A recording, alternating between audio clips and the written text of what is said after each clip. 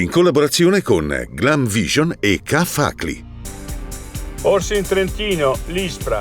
Nessuna situazione fuori controllo, ci aspettavamo fino a 120 esemplari e sul piano di reintroduzione il primo della provincia fu bocciato.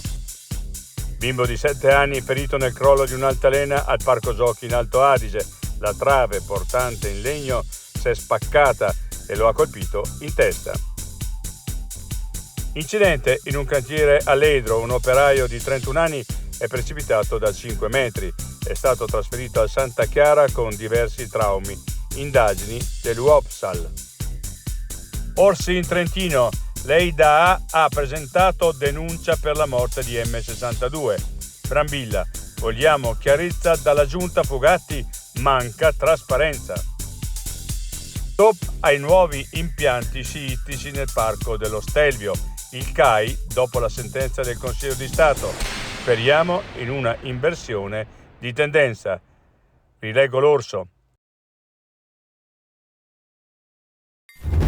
Angela, sono tornato. Come ogni anno!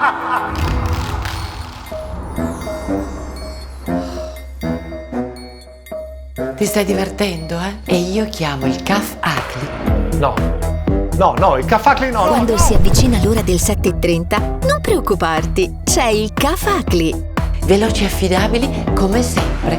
Prenota subito il tuo appuntamento su kfacli.it